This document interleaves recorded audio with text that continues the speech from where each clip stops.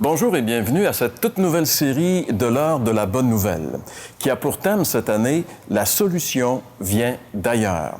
Aujourd'hui à l'émission, savez-vous que Dieu a un merveilleux cadeau pour vous?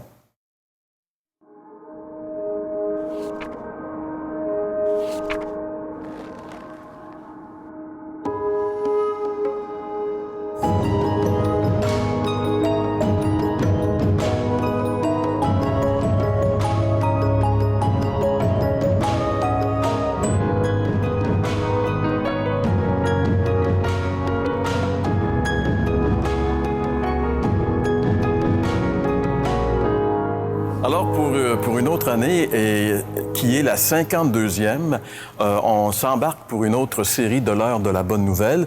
Et à nouveau, cette année, j'ai le plaisir d'accueillir mes collaborateurs. François Fréchette, bonjour François. Bonjour Jean-Pierre. Jeff Lorrain, bonjour Jeff. Bonjour monsieur.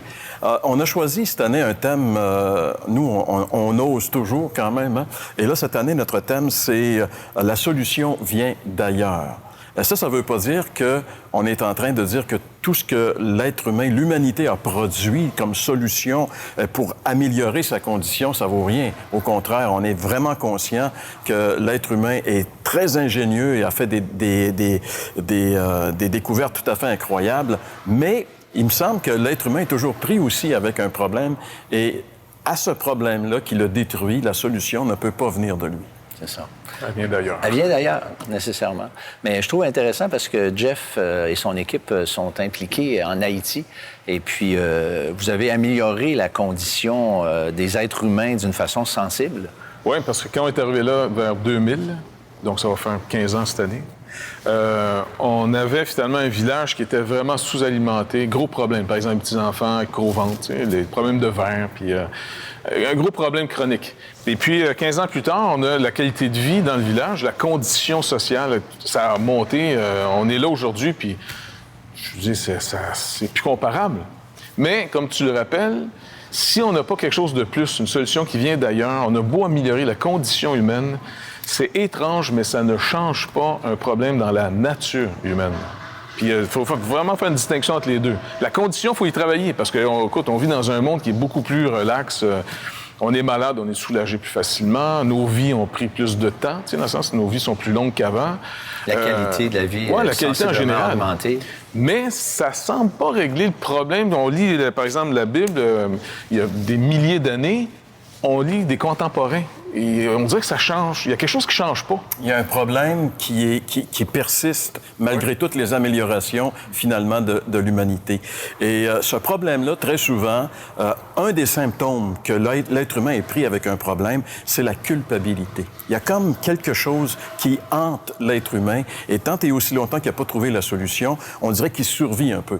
Et aujourd'hui, justement, on va aborder ce thème à l'aide... En fait, notre modèle, c'est une femme que Jésus a rencontrée et une femme qui, justement, avait un grand sentiment de culpabilité qui, en réalité, empoisonnait toute sa vie. Alors, François, est-ce que tu crois qu'aujourd'hui encore, l'être humain contemporain est aux prises avec un sentiment de culpabilité? Écoute, Jean-Pierre, j'aimerais ça qu'on écoute ensemble ce que j'ai recueilli à l'extérieur des gens de notre époque. Et puis, on commentera après, si tu permets. On écoute ça ensemble. Est-ce que vous luttez avec le sentiment de culpabilité? Non. Parce que j'ai pas de raison de me sentir coupable. Absolument pas. Quel est le meilleur moyen de se débarrasser d'un sentiment de culpabilité? Je te dirais bien, j'en ai pas bien de culpabilité, moi. De se faire pardonner. Bien, c'est sûr que ça dépend de la situation, mais si c'est par rapport à quelqu'un que je me sens coupable, je vais essayer peut-être de parler avec cette personne-là puis de me rattraper. Est-ce que c'est important pour vous de faire la distinction entre la faute et la personne qui commet la faute? Je pense que c'est les deux pareils. Je pense que c'est important de faire la différence. C'est pas facile de faire la différence. Ça prend du recul souvent. Est-ce qu'il y a une différence entre la culpabilité et la honte? Culpabilité, je pense qu'au moins, il n'y en a pas. Ben, je veux dire, la faute et la personne qui le fait, c'est la même chose. Alors, François, le Vox Pop est quand même assez éloquent. On dirait qu'on a réussi à évacuer tout sentiment de culpabilité. En tout cas, c'est ce que nous donne le résultat très scientifique. Une demi-douzaine de personnes. Oui, c'est sûr que l'échantillonnage n'est pas vraiment représentatif, mais quand même, ça nous donne une idée de ce que les gens pensent. Si on prend un autre échantillonnage, par exemple, quelqu'un me parlait des statistiques des pharmaciens et on disait qu'en 2011, il y a eu au Québec plus de 14 millions d'ordonnances d'antidépresseurs. Donc, d'un côté, si on dit non, on n'a pas aucun problème de culpabilité, ça va très, très bien. Et d'un autre côté, qu'on bouffe pour 14 milliards d'ordonnances d'antidépresseurs, 14 millions, il y a comme ici une ambiguïté, là. Ou bien le médicament est vraiment efficace. ça se peut. Ou bien c'est qu'on rentre peut-être trop vite dans la vie privée des gens parce que les gens n'aiment pas parler de culpabilité. Parce que la culpabilité, c'est comme un échec. Fait que tu dirais pas oui devant tout le monde. Oui, je me sens coupable, moi, là. Ouais, puis moi, j'arrive, il faut comprendre le contexte. Je veux dire, c'est comme si je demandais aux gens, puis ta vie sexuelle, c'est comment? Au micro, à la caméra. Il y en a déjà qui fuient la caméra juste en la voyant. Puis quand tu poses une question comme au niveau de la culpabilité, mais malgré tout, je suis convaincu que les gens qui ont répondu étaient tout à fait sincères et c'est vrai pour eux. C'est pour ça que quand même, les réponses qu'ils nous donnent, on les prend en considération. Absolument. Aussi. Je veux dire, ce qu'ils nous disent, nous, on croit que c'est la vérité quand même pour eux. Mais peut-être au retour, on peut voir comment Jésus, lui, fait pour rentrer dans ce qui est très intime, surtout quand c'est un échec de vie qu'on n'aime pas exposer, même que ça nous a isolés. Comment il fait, lui, pour rentrer dans une vie, là, là-dessus? On va voir ça au retour. Vous avez des questions ou des commentaires sur ce que vous venez d'entendre? Contactez-nous par téléphone ou réagissez sur les médias sociaux.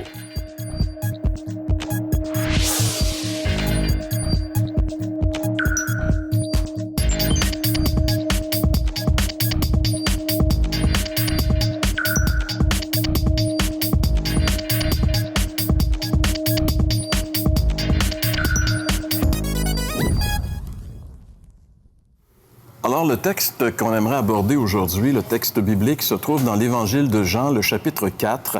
Jésus a rencontré une personne, une femme. Il traversait Israël. En réalité, il partait du sud, la Judée, il retournait en Galilée. Et entre les deux, il y avait un endroit qui s'appelait la Samarie. Et Jésus a traversé la Samarie. Et la Bible spécifie qu'à midi, à l'heure du midi, Jésus était fatigué et assoiffé et il s'est assis sur la margelle d'un puits qu'il a rencontré.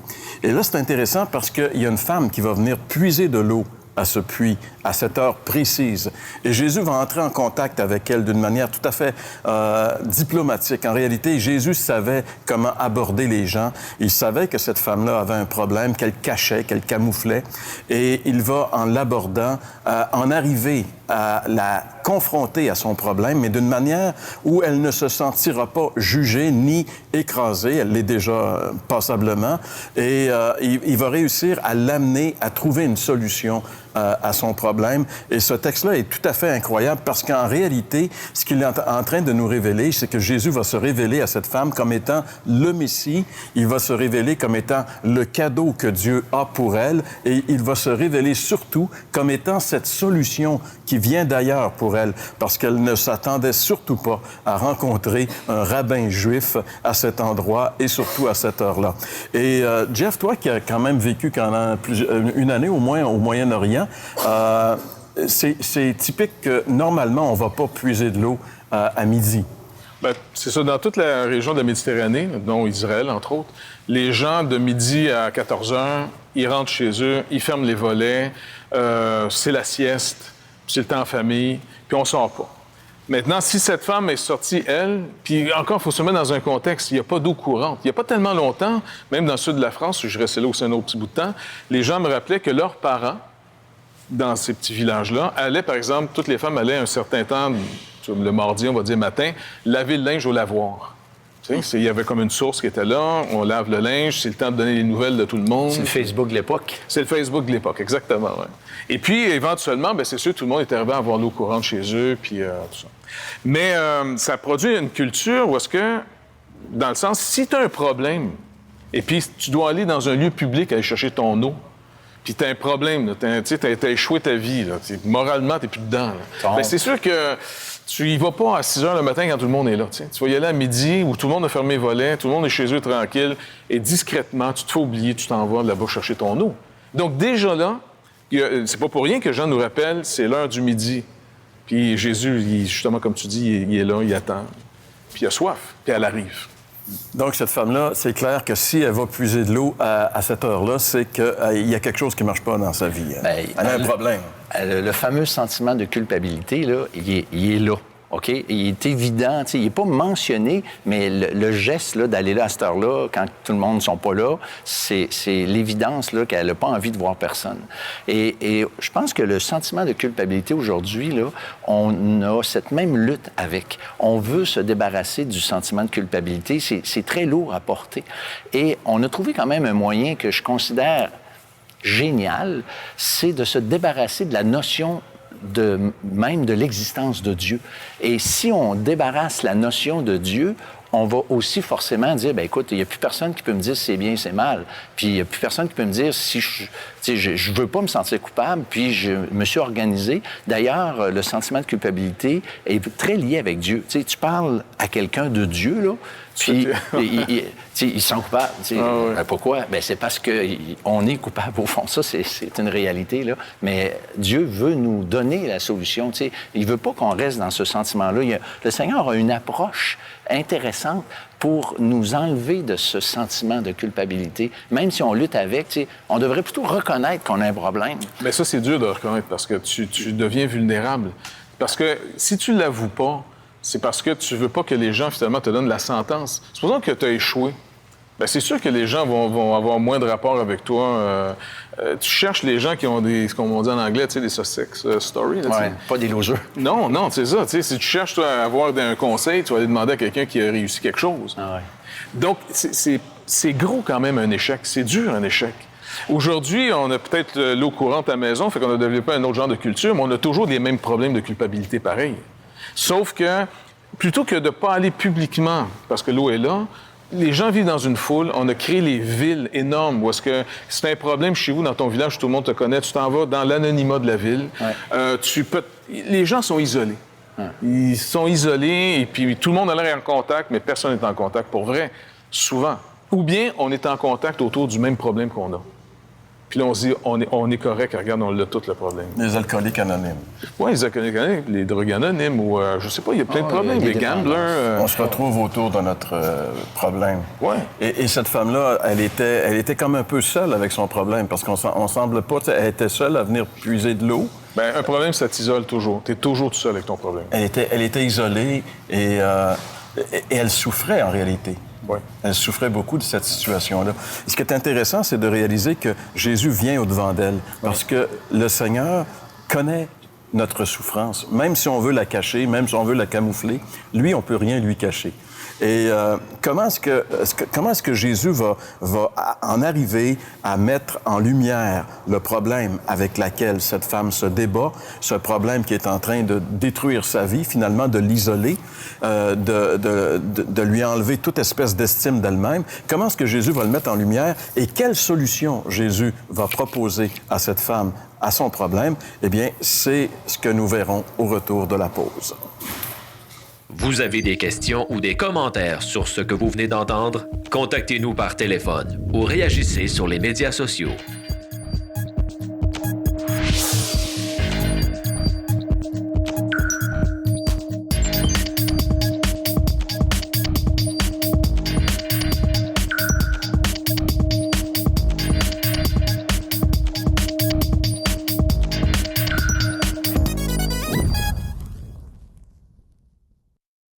La façon, Jeff, dont Jésus entre en relation avec cette femme-là est assez spéciale quand même.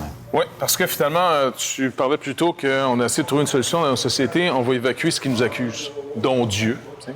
Ou même dans nos écoles, on baisse les notes pour pas que les gens aient l'impression d'échouer. Tu comprends? Bon.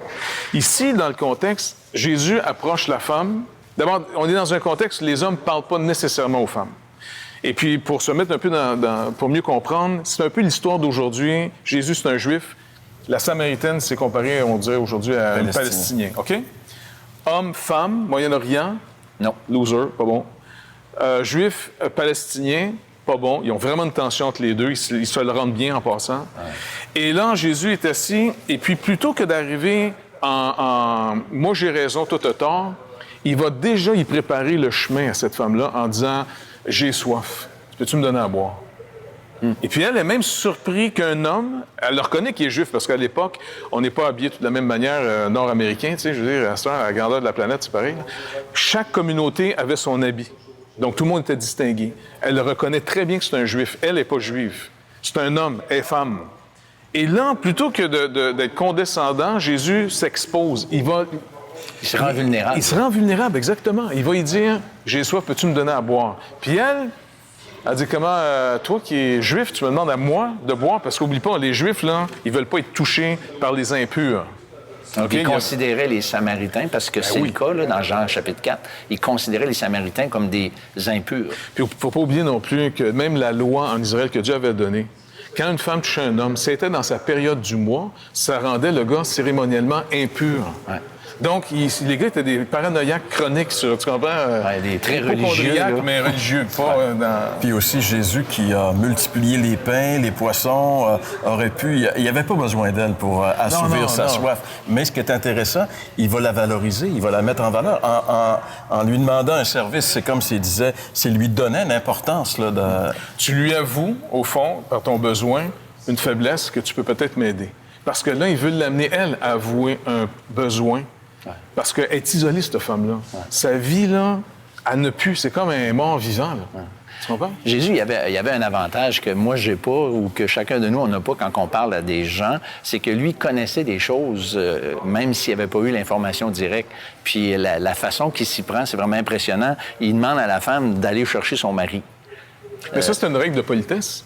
Parce que quand Jésus a commencé à parler avec elle, ça serait très mal vu, c'était pas poli de l'époque qu'un homme parle trop longtemps à une femme parce que c'était comme un peu... il chantait à pomme, tu vois. Donc, poliment, il va lui dire... D'abord, il sait très bien qu'une femme vient à midi, n'importe qui. Deuxièmement, il sait, en restant poli, comment l'amener.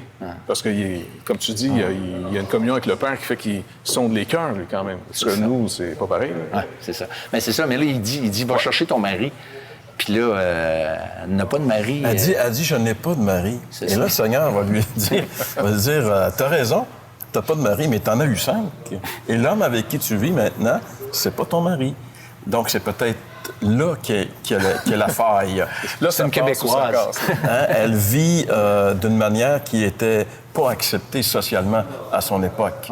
De vivre en concubinage, parce qu'en réalité, elle vivait avec un homme qui n'était pas son mari. Puis si elle a échoué, si ça a fini 5 fois dans un divorce ou dans la mort, c'est pas trop. Mais là, écoute, elle doit commencer à dire, on va s'épargner celui-là, on va rester pendant que ça marche, puis tu comprends? On va faciliter la sortie. Oui, non, c'est vrai. Comme aujourd'hui, les gens n'osent plus trop tôt s'engager en disant, écoute, tu fais trop souvent, j'ai sous, ça fait trop mal, on va garder ça à sa plus simple expression. Tant que ça va, ça va. La journée, ça va plus, bye-bye. Donc, elle est un petit peu pris là-dedans. Mais en plus, socialement, contrairement à aujourd'hui, ce n'est pas acceptable. Fait qu'elle a un besoin affectif, puis en même temps, elle est isolée carrément de l'affection de tout son village, parce qu'elle capitalise que sur le gars qui est à la maison. Là. Et là, il va arriver quelque chose d'intéressant dans la discussion. Ça va porter un petit peu sur l'adoration, sur Dieu. Et elle va dire, « Ah oui, mais moi, je sais, j'ai entendu dire que le Messie va venir un jour, puis lui, il va tout nous révéler c'est quoi la vérité. » Tu sais, on n'a pas besoin trop de tergiverser, là. Le Messie va venir. Et là, Jésus va lui révéler la chose la plus incroyable. Là, la solution vient vraiment d'ailleurs. Il va lui dire, « Je suis le Messie. » Hein? Et ça... Mais en plus, il peut y dire, parce que qu'est-ce qu'elle a dit comme définition? Elle a dit, nous, là, on croit que quand le Messie va venir, comme tu dis, il va tout nous dire. Il va tout mettre en lumière. Jésus vient de la mettre en lumière. Donc, elle est en train de se demander, coudonc, es-tu prophète? Parce que nous, on croit que quand il va venir, le fameux prophète, le Messie, il va tout dire.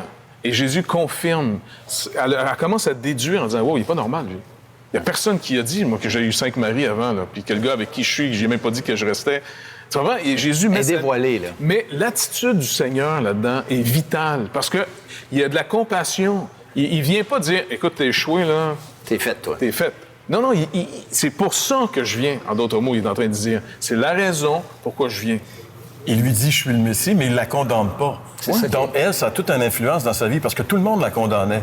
Et là, lui, il dit, je suis le Messie, donc c'est moi qui ai le pouvoir de te condamner, puis je te condamne pas. Et là, c'est intéressant parce qu'elle, elle va partir, elle va laisser sa cruche. Jésus a toujours pas bu encore, hein? Non, probablement pas.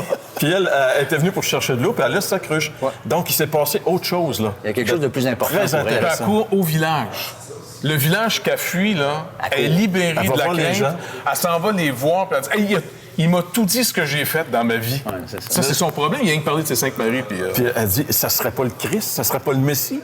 Puis là, le texte nous dit que tous les gens du village sont allés pour le rencontrer.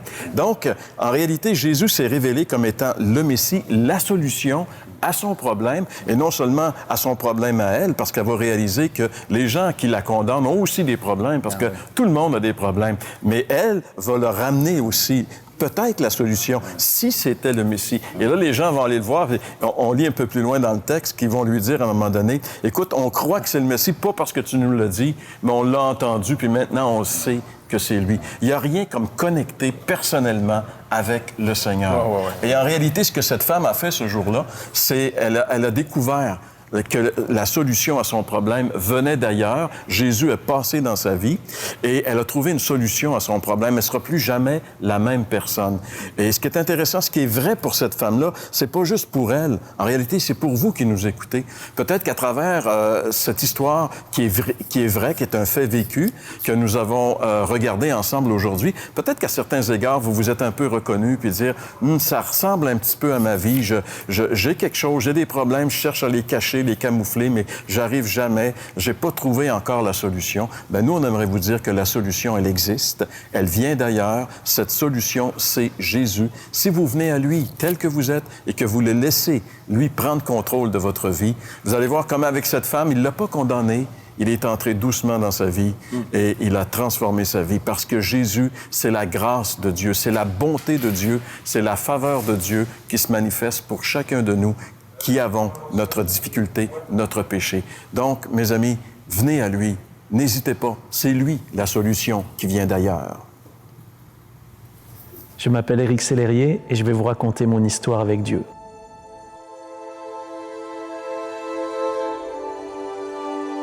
Lorsque j'étais enfant, dans une église catholique, j'ai fait ma communion. Le prêtre m'a demandé de confesser mes péchés. Et moi, je l'ai fait de tout mon cœur d'enfant. J'ai confessé tout ce que je faisais de mal. Et j'ai expérimenté la paix de Dieu, que Dieu est vivant, que Dieu est réel et qu'il donne la paix. Et puis, j'ai finalement vite oublié cette expérience et je suis devenu un adolescent qui voulait goûter à tout, les philosophies, les drogues, les plaisirs. Et ça m'a emmené dans de bien mauvaises expériences.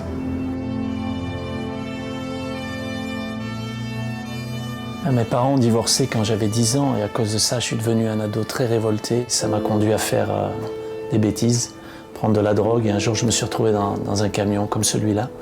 J'étais près de mourir. Je me rappelle du pompier qui tenait ma main et qui a dit à son collègue « Dépêche-toi, il ne va pas tenir jusqu'aux urgences. » Et là, j'ai vraiment fait une prière. Moi, je croyais pas, hein. Enfin, en tout cas, je disais que je croyais pas, mais j'ai fait une prière à Dieu. Garde-moi en vie et je croirai en toi. Je te supplie de me garder en vie. Puis quand je suis sorti de l'hôpital, j'ai vite oublié ma prière et j'ai repris ma vie d'avant. Jusqu'au jour où, plus tard, des gens m'ont invité chez eux. Et j'ai été touché par cette famille, par leur amour, par leur amitié, par leurs liens familiaux, et ils m'ont parlé de Jésus.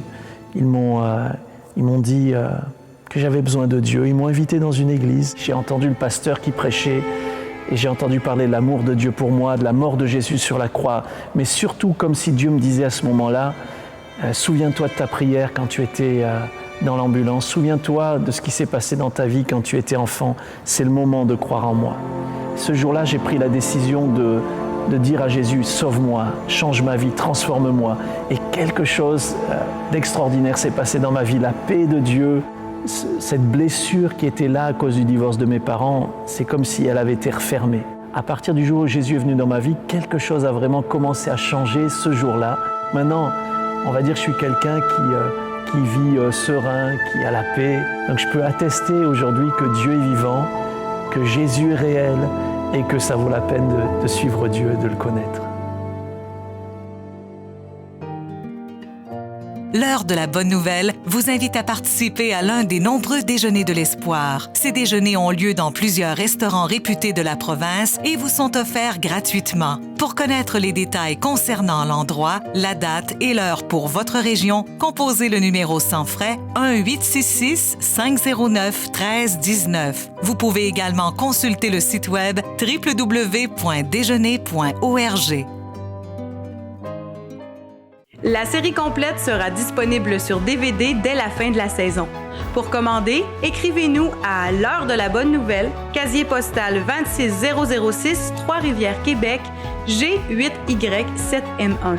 Vous pouvez également le faire par courrier électronique à info@hbn.ca. Vous avez des questions ou des commentaires sur ce que vous venez d'entendre? Contactez-nous par téléphone ou réagissez sur les médias sociaux.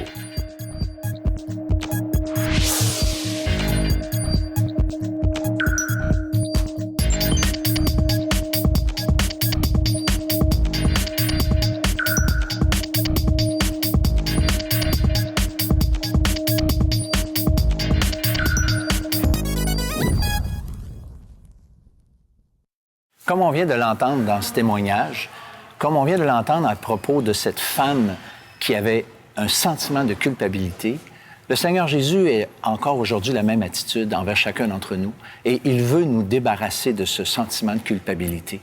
Même si vous luttez avec ce sentiment, au point peut-être même de le renier, je vous invite aujourd'hui de considérer cette parole du Seigneur Jésus qui a invité cette femme et qui lui a révélé qu'il était celui qui était en fait la solution. Alors, je vous invite à venir à lui simplement, tel que vous êtes, sans renier l'état dans lequel vous êtes, et venir à lui pour le recevoir, parce qu'il est prêt encore de pardonner chacun de ceux et celles qui se tournent vers lui pour avoir la vie. Merci François, merci Jeff pour votre présence à l'émission aujourd'hui. J'aimerais rappeler aussi aux gens, cette belle histoire dont on a parlé aujourd'hui, on la retrouve dans la Bible. Si vous ne possédez pas de Bible, écrivez-nous, nous pouvons vous aider à vous procurer une Bible. Et c'est essentiel. Un jour, Jésus a dit, l'homme ne vivra pas de pain seulement, mais de toute parole qui sort de la bouche de Dieu. Donc c'est important de nourrir notre âme à la bonne place, à la bonne nourriture. Et la parole de Dieu, c'est la bonne nourriture. Donc on vous invite, comme François vient de vous le dire, à venir à Jésus, qui est la parole incarnée. Mais on vous invite aussi à vous nourrir de la parole écrite. Et encore une fois, si vous avez des difficultés, des problèmes, vous aimeriez discuter avec nous, vous aimeriez nous partager vos pensées, on est ouvert. Vous pouvez communiquer avec nous. Vous allez avoir nos coordonnées dans un petit instant. Et on vous remercie d'avoir été avec nous à cette émission aujourd'hui. Et on vous invite à demeurer avec nous tout au long de cette nouvelle série qui a pour thème « La solution vient d'ailleurs ».